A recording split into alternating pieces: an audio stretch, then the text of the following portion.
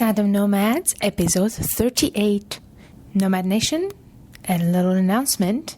Tandem Nomads episodes will be from now, launched on Tuesdays. I wouldn't start talking about divorce or the legal aspects of your separation or a potential separation until you've got clear legal advice because of the timing issue. The main thing is to actually just take some advice before you go. It may never have to be used, but at least if you know that in the back of your mind, you'll be better prepared than you would otherwise be. Welcome to Tandem Nomads, where inspiring expat partners from around the world share with you how they turn the challenges of relocation into great opportunities. So are you following your partner abroad for his or her career? Then Tandem Nomads is the place for you. Go to tandemnomads.com and sign up for the newsletter. Hello, Nomad Nation. This is Amel Deregi. You might notice that today my voice is a little bit funny as I catch the cold, so please bear with me, but the show must go on. And so let's start with our topic today, an important topic. One thing that we don't really hear about very often when we talk about expatriation, it is relationship and family breakdown. A divorce within an expat couple, especially with kids, can have some very difficult consequences, not only emotionally, but also existentially. And this is why it was very important for me to bring some insights to you in this matter. The worst case scenario is when conflicts of national administrations and international laws end up separating thousands of miles away mothers or fathers from their own kids. In fact, expat spouses staying in a foreign country can be very dependent on their marital status because of their type of visa, resident permits, but also because they often financially depend on their partners abroad, and in certain cases don't even speak the language to be able to find a job immediately and take care of their administrative settlement if they stay in this foreign country. So once they divorce, expat spouses can suddenly become very vulnerable, lose all rights in the country where they live, and in worst cases, lose the custody of their children while having to go back home. A home where in certain cases they haven't lived for years and where they have absolutely no support system. So in order to talk about this very complex subject, I wanted to bring to you an expert in the topic, Lucy Greenwood. Lucy, are you ready for the ride? I'm ready, yes. Okay, so Lucy is a lawyer and partner at International Family Law Group. She handles cases concerning all aspects of family breakdown. She ensures that her clients are protected as much as possible through litigation. When possible, Lucy also tries to find a conciliation approach, but much of Lucy's work in foreign cases requires immediate and urgent action to protect the client's position.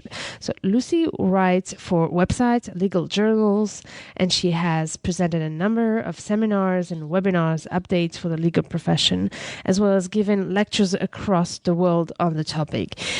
Lucy, tell us, what made you become such an expert in this topic in family law, international family law? Well, really, it's a combination of things. Obviously, the world's becoming much more international, and London in particular is a centre for a great many different nations, which is wonderful. And of course, when that happens, people start meeting and having relationships with people from all around the world. And what they don't always realise is that when they move country, they also have to adopt the local laws in many cases, or they think they have to, and they don't know their options when it comes to something going wrong. I appreciate from your introduction that it all sounds very doom and gloom and all a bit extreme, but there are situations that are extreme, but on the whole there are things that can be done for people to protect themselves and just be aware of the situation before they move countries. And really that's what I want to focus on for the purposes of this discussion, rather than being too negative about the things that can go wrong. Exactly, yeah. That's actually the whole point of this episode. We want to bring as many tips as possible on how to prevent a situation like that to happen.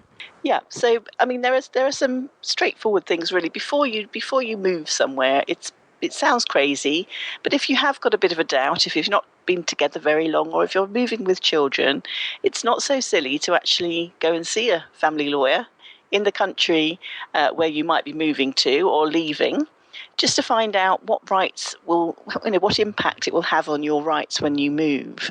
A lot of rights are lost when you actually leave a country and don't reside there anymore. And so it is important before you do that just to have a feel for what you shouldn't be wary of when you move. If you've got concerns that something may go wrong, if you don't know somebody very well, or if you're having a slightly rocky patch anyway, and perhaps this move is something to see if your relationship can survive and work with a bit of a change of circumstance. Definitely. So just before we start going deeper in the topic, can you maybe on a first place, break down for us all the causes and consequences that can make a divorce abroad complicated, and are the aspects we should look at closely? Right, okay. I mean, that's a very broad request, but in essence, because you will be going to a different country and you may both be from other countries yourselves, there could be 2, 3, 4 jurisdictions where you might have the right to bring proceedings. Now, every country has different laws, and some countries are far more generous to the weaker financial party, for example, than other countries. And so if you were the weaker financial party, you would want to ensure that you try and keep sufficient connection with the country which is most favourable to you. There can also be races in time as to where you issue divorce proceedings should you need to, and that can secure a jurisdiction within Europe. It is first in time. So if, for example, you are living in Holland, but you've both got strong connections with England and you're both what we call domiciled here, despite living in the European country, whichever country issues first seizes jurisdiction, i.e. that's where the matter will be heard, and there are no other grounds that actually count. So it's not a matter of where you've got most connection or where you spent most of your married life, and so you can get some bizarre outcomes as a result of that.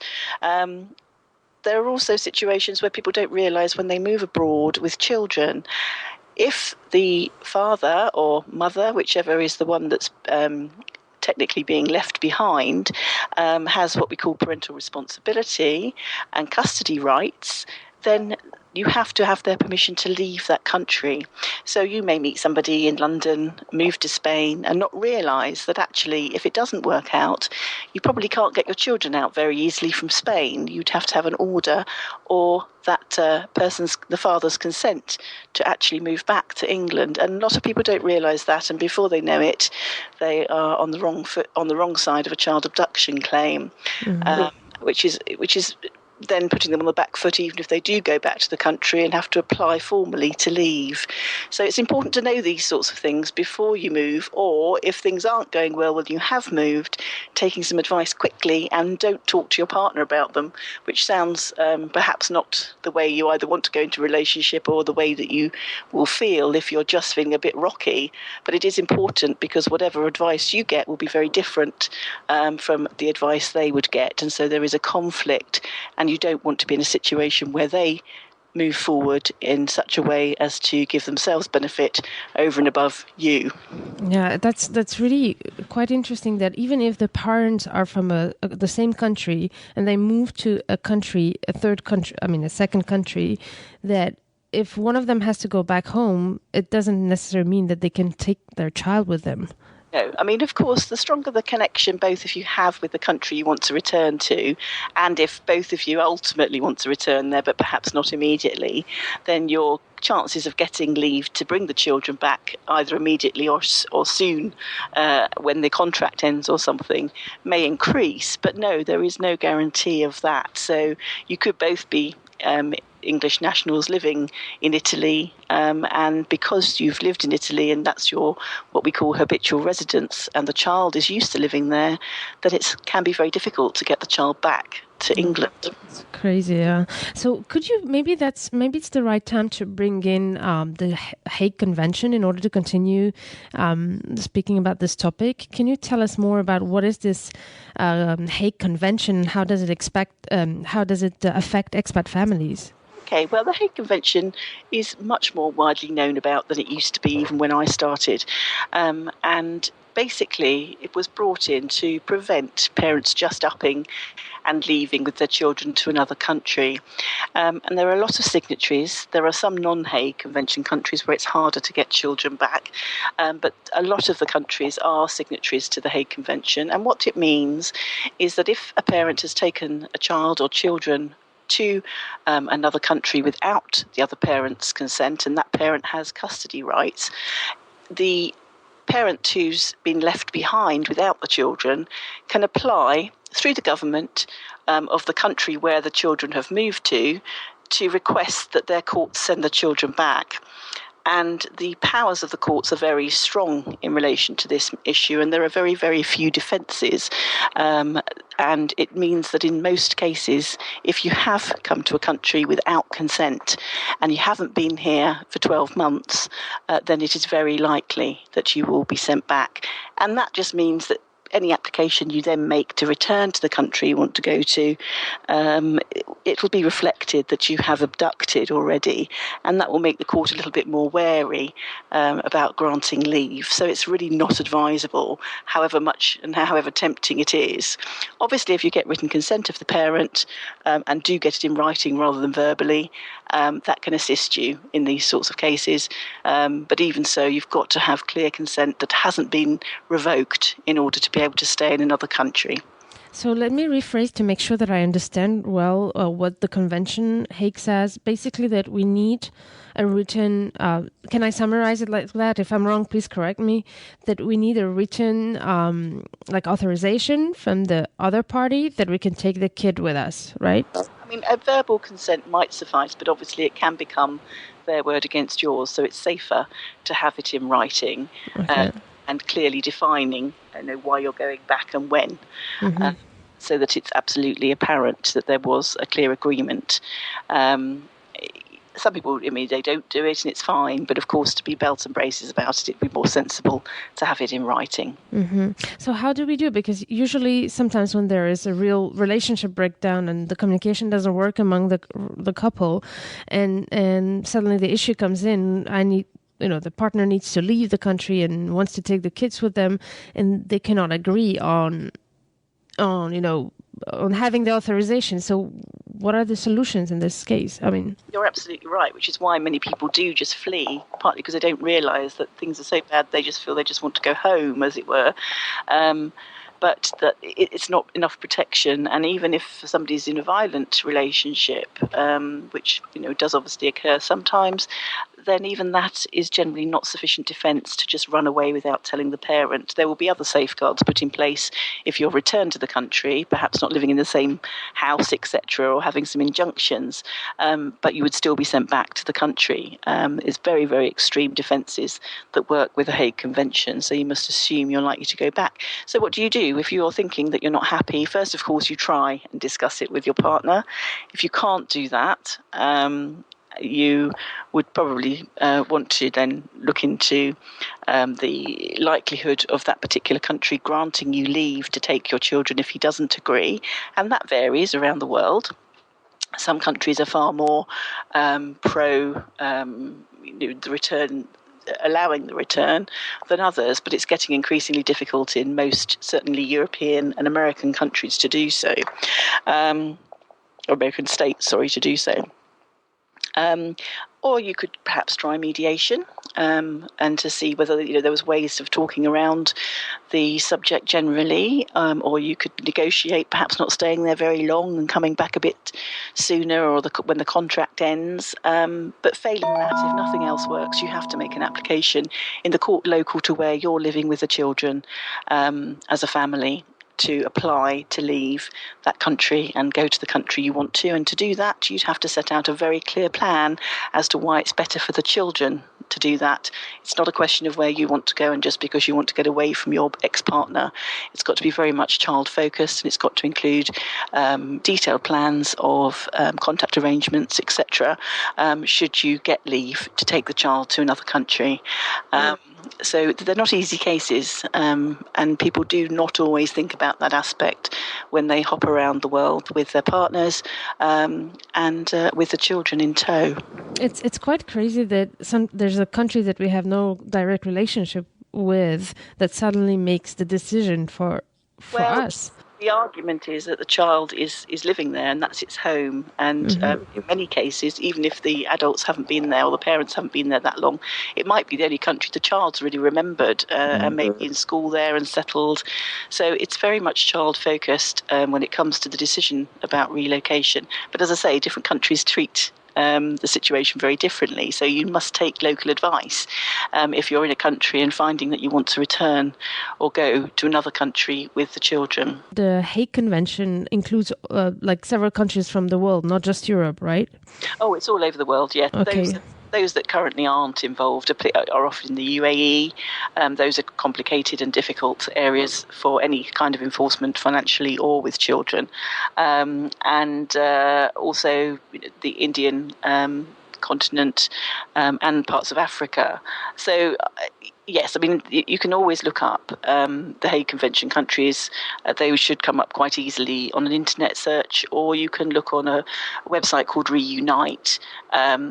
And that's about reuniting children, and it was actually developed by somebody in part from our office, Denise Carter.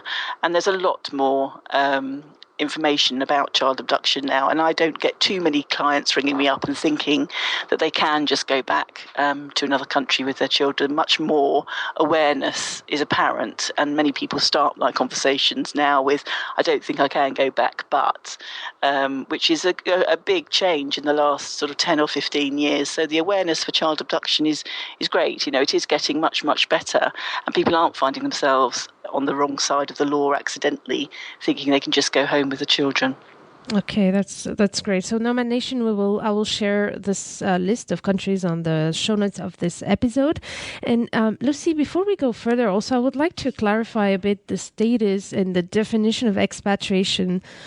We have different type of expatriation. We have those who actually, when a partner joins another one in his or her country, and then we have the situation of expatriates who move from a country to another regularly. Are they in both cases targeted by this convention? Yes, I mean the convention relates to where the child is living. So if the child has moved to another country, whether it's a country that they're connected to from either parents' birthplace or just a third country that neither of them had anything to do with until they went to live there and work there, it still applies. Yes, absolutely. Now, I know that in your outline you mentioned diplomats, but even diplomats, there's a test for habitual residence, and it very much depends why they are staying in the embassy, whether they've gone for a particular purpose, or whether in fact they wanted to go to that country and it was just a good posting, or they've been there a long time and are likely to stay afterwards. And all of those factors can even have an impact on whether or not a child is deemed habitually resident in that country. There's a lot to it, and you need local advice as to what you can do to move the child. Yeah, I'm really happy you came on the show. We're not yet done, but all what you're saying is so important to know before we start this journey. It's just crazy that we never realize it until the problem comes in. The movement of children, but in terms of finances, there are also issues too, because you can find that basically when we get a new client situation with an international dimension, we will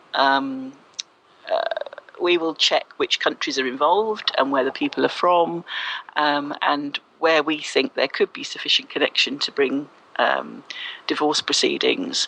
And once we have established that, we would take advice from those various countries to find out what sort of outcome you would get for a financial case in each of those countries and determine which was best for you.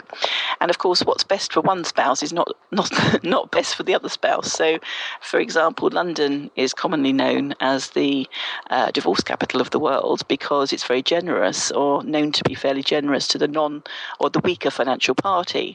But of course, if you've got somebody that's the stronger financial party, they're not likely to want to be in England England, and so they're going to want advice as to where else they can issue. And as I touched on before, if there's another European country involved, it can actually be a race as to who issues first. And so you can't discuss divorce with your partner, which is not very conciliatory. So we have all sorts of issues that people just simply aren't aware of. And before they know it, they've found they're being served with divorce papers in the country that they're currently living in, but haven't really got much connection with, and wouldn't have wanted to do that if they'd known they'd had a choice. I mean, there's all sorts of other aspects too as to how the countries that you're in and living in deal with financial matters on divorce. Some of them apply your national law. So if you're both English nationals living in, say, Spain, then the court may apply English law, but they will not apply it as an English court would. So there's a lot to it. And again, you need advice from lawyers wherever you've got some kind of connection with any country in the world if you are in a situation where you think your relationship's a little bit rocky. So this is really interesting what you just said at the end. As basically, you can have a judgment pronounced in England according to English law, but the execution will be an execution that's local to the country where they are. Is it what you're saying? Yes, it can be. And the other thing that's very strange and takes a bit of getting your head round is what we call applicable law, which doesn't happen in England because we're slightly separate within the European Union in the way we do things, as you probably know. But in most European countries, if you've got a couple of people of a different nationality, say you're in Spain and you've got two Italian nationals, the Spanish courts may try and apply what the Italian courts would do if you were in Italy, which seems a bit crazy. But they don't do it very well. They don't do it like a local Italian lawyer would do it. So it's better to go to the actual country where that law applies rather than relying on another country to apply your local law. It's very confusing and very complicated. But the main thing to remember is that if you've got a connection with other countries, get in touch with a lawyer from that country to see if you've even got the right to issue in that country, because it may be to your benefit to do so. Oh, this is crazy, yeah. And it comes with costs and it comes with also extra. So let's talk now about what we can do to prevent it before even there is an issue while the relationship is going great. What should we do as a couple to prevent this kind of issues? Well,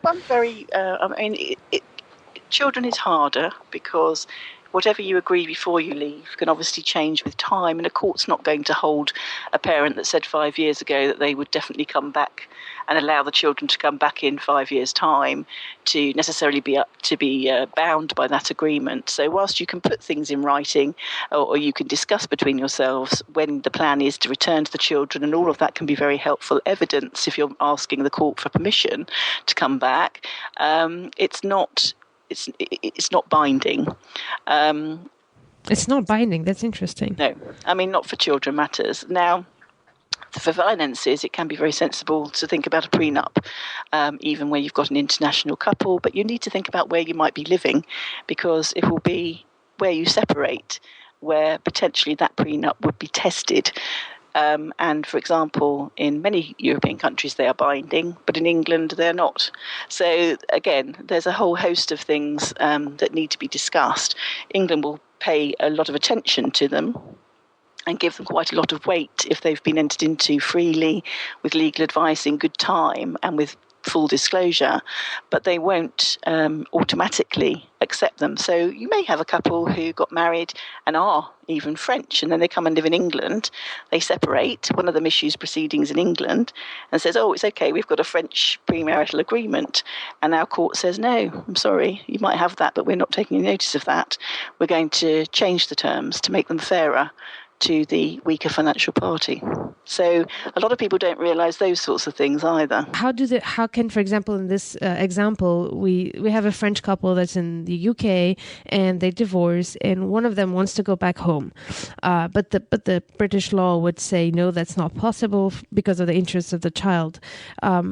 But let's say the parent still goes back home with the child. How can the British law prevent that from happening?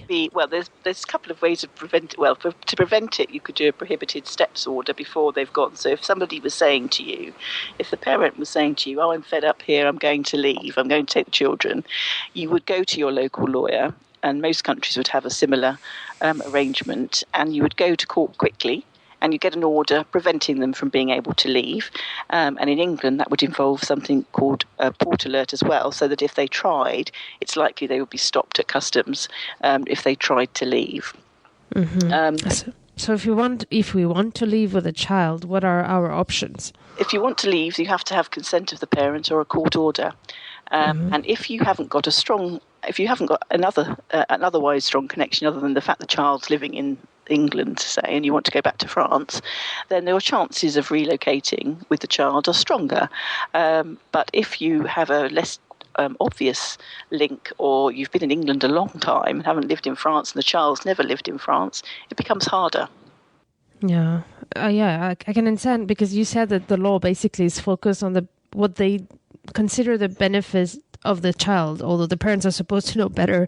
But the law tries to think of the child's integration in the country and how long they've been staying there. As the child becomes older, their wishes and feelings are important. So once the child gets to about 11, 12 in England, and it will be younger in other countries potentially, they have much more say in where they live, which is quite tough on them actually. But it can be quite an effective defence even to child abduction if the child is of a certain age or is nearly 16 and has made its decision that it wants to stay in the country you've moved to. It's going to be hard to get them back. So basically, if I try to summarize everything we said so far, one thing is that we have to know all of this before we go into this journey. We can't prevent it all, but it's important to know it. Right. And there are things that can be done. So if for example, your relationship isn't going very well, or it's going okay, but you're not that happy in the country, you can start to perhaps agree with your partner that you travel back to the country you prefer to live in, rather than just hanging there and staying until it all goes horribly wrong. So you can be a bit tactical about it too, if you've got the knowledge and the important facts about where you need to be and for how long before you actually can bring divorce proceedings in the country of your choice. That's not a particularly pleasant part of our work, but it is what happens. It's a tactic. Is there a way to give us an example of a case you worked on and how it ended up being solved? There's numerous cases which I've worked on with these sorts of issues, and sometimes you'll find that even when somebody has abducted a child and the other parents going up and down and hopping mad about it, and they say, I can bring you back under the Hague Convention, it can be also very sensible to work out and say, well, look, hang on, even if I do come back, we've only been in that country for, say, 12 months, and we haven't really got any other connections there. You and I are from a completely different country. I think I've got quite a good chance, and the lawyer there says I've got quite a good chance of getting leave to remove the child and relocate anyway. Do you really want to send us all back with all the conditions that will come with that, only to find that 6 months later, after we've had to pay out a lot of money for the court to decide, I have to come back with the child? So there's negotiation that can take place, and that is quite a common scenario. In terms of divorce, it can be harder with Europe because whoever seizes the first in time basically gets the jurisdiction and it goes to that country. But there are still ways of negotiating behind the scenes, even after proceedings have commenced, to get a more favourable deal than you might otherwise have. You may have to threaten certain applications to do it, but there are ways round it. Some of the harder cases are with Dubai and the UAE, and we're getting a lot more of those, people travelling there for the tax benefits, etc., and finding that they don't have the same protection in law that they might have if they lived in another country, and they can be dependent on their spouse's visa and be a dependent, literally, as a visa. And if their relationship breaks down, you might find that in the worst case scenario, their partner stops their visa, they haven't got a right to have a visa in their own right. They could potentially be kicked out of that particular country, but of course they may not be able to bring their children with them. That's a very extreme scenario. And how can you solve this kind of situations? I mean, as a lawyer, what can you do? Because it's not a Hague Convention country. And if you've got a parent who is from a European country and they recognise orders like what we call undertakings, so promises to the court, which have with them remedies in relation to contempt and putting people in prison if necessary, then it can be quite a useful tool in that scenario. So if we've got an English situation where the mother's here and she can't get her children out, and we know that the husband or the father is going to want to come back to England, then we will have orders in place so that should he come back, he will be stopped at the border, basically. But those are those are tricky, and it's not always possible. The other thing is that once you're living in a UAE country, you have the option of using Sharia law, and that is incredibly different to Western law, and can involve as of automatic right, children of a certain age going to live with their father. Basically, if I understood well, the first one who submits the complaint is the jurisdiction is. You've got a choice of issue. If you could issue divorce proceedings in England and anywhere in the Brussels II countries we call them, which is in Europe. And it's not quite all European countries, but it's the large part, then automatically whoever gets there first in time has the proceedings in that country, and you've got nothing you can do about it, provided they've got the right to bring the proceedings in that country. But what if we have a second one? What if despite that, for example, I start another proceeding in another country? What happens? Well, sometimes children issues would take place in the country where the child was living. So there can be, you're right, there can be situations with different proceedings taking part in different places around the world for different aspects of the case. But unfortunately, that sort of bifurcation, as we call it, of cases does arise. If you've got a situation where you've got two countries, one is where you can divorce, one is in Europe and one is outside of Europe, then you've got the scope to argue which is the more convenient country to hear the matter. And it's not definitive on who gets in first in time, but these are expensive cases, and you'll be fighting over where you hear the matter before you even get onto the issue of how you actually resolve the matter and how you divide finances, etc. So there's a lot to it, and a lot of thought has to go into these cases before you defend which country hears the matter. So it is much better to be sort of aware of these situations if you are having any doubts or any concerns about your relationship, to know about them before you move. Or before it becomes an absolute crisis where you're having to make a decision very quickly. Very point, yeah. What kind of services do you bring as a lawyer in these cases? Right, well, as a lawyer, obviously we know the law, and we have a lot of contacts around the world with other specialist lawyers whom we can pick up the phone to and check what the situation is in that country and what the outcomes are likely to be there as quickly as we can, so that you can make a decision quickly as to where you have to bring proceedings if you are at that stage. We can do prenuptial agreements, which set in place sensible agreements if they're going to be done and you're going to be living in England, ones that we think that a court is more likely to accept than some of the more radical ones that we see sometimes from other parts of the world. We can, as I say, guide as to what steps to take in relation to your relationship if you think if you don't want to be in a country for too long, to do some protective measures in relation to making it clear what the intention was before you left, which will stand you in better stead should you have to fight that matter in the future. Just general advice, really. I mean, it depends very much on the circumstances. Another situation that arises sometimes is that certain relationships aren't even recognised in different countries. So if you're a civil partnership or a same-sex marriage, then, obviously places like Singapore wouldn't actually recognise that, and certainly Dubai wouldn't, and you would be advertising it.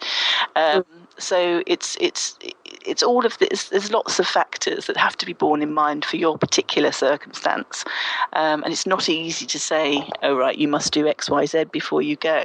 It very much depends on where you're going, who you're going with, how long you're going, and what your connections are elsewhere. From all what you've said, is there anything you think we didn't mention and that you think is important to know? I think it's important, if you're not married, to know what your rights are as well.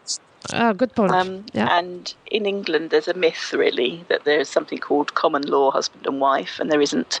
Our laws are way behind many countries in the world in relation to cohabiting couples, and it's very hard to get decent financial relief if you're not married in England, save for the children. Now, that is different compared to other countries, because many countries don't believe in spousal maintenance or don't offer much anyway, and I mean by that maintenance for the other partner in addition to child maintenance.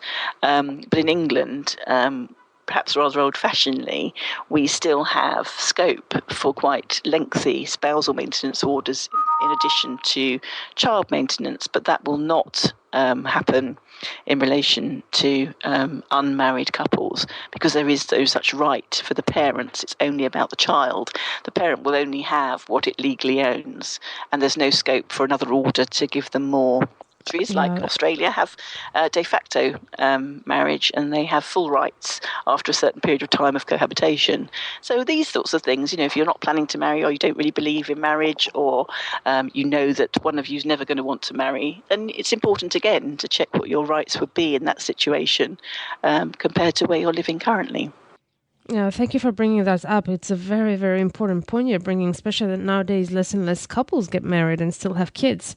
So it can bring extra challenges into the procedures. And people might also think that because they're not married, the other parent hasn't got custody rights of the children, but they often have in most countries now. There is either a way for them to have or apply for what we call parental responsibility, but many countries call custody rights, or they have them automatically if they're registered on the birth certificate or the like. So you can't count on that either. So again, that's an important aspect to consider. Even if you're travelling abroad with somebody you're just going to be living with, they may still, if they are the natural father or mother, then they may still be able to stop you leaving the country. So let me try to summarize what we've said so far. I would try to summarize it this way. The first point is that the most important thing about this topic is to be aware of these challenges. And this is why we're here together today. The second one is that there might be ways to prevent before having any issues in the relationship by prenups or something like that, but it doesn't prevent you 100%. Is it right, Lucy? I think the point is the main thing is to actually just take some advice before you go, because to be forewarned is to be forearmed. Mm-hmm. And you can ignore it. It may never have to be used, but at least if you know that in the back of your mind, you can feel like it's in your back pocket should you need it. And an alarm bell will ring when you hear a certain thing, and you'll be better prepared than you would otherwise be. Exactly. And maybe the third point, to try to research as much as we can as soon as we start feeling like the relationship is not going in the right direction. Although you may have obviously general discussions about your relationship with your partner in that situation, I wouldn't start talking about divorce or the legal aspects of your separation or a potential separation until you've got clear legal advice, because of the timing issue. Very good point. So if we have doubts, we talk about the relationship, but not necessarily the legal aspects until we got a minimum of legal advice, because as soon as we talk of divorce, the other one might hurry and just file a complaint. Exactly. Okay. Thank you, Lucy. This was so many great and very important advice you've been sharing with us today. And could you please let us know if we need more help or guidance from you? How can we reach you? I'm at the International Family Law Group in London. We're based in Covent Garden. And my email address is lucy.greenwood@iflg.uk.com. And we're always happy to help. We've got a whole range of specialist international family lawyers that can tackle pretty much any problem. We do get some interesting cases, and we often have more than 2 jurisdictions or countries involved, and we've certainly got a very wide span of experts around the world that can help us at short notice, which is invaluable in this sort of work. Well, thank you so much, Lucy. And Nomad Nation, I will put on all the information that Lucy has just shared with us, and the contacts of Lucy and her company. Thank you again. Thank you for all these great insights. Thank you. Nomad Nation, don't miss any of the great inspiration, tips, and insights that will prepare it just for you. Go to tandemnomads.com and sign up for the newsletter.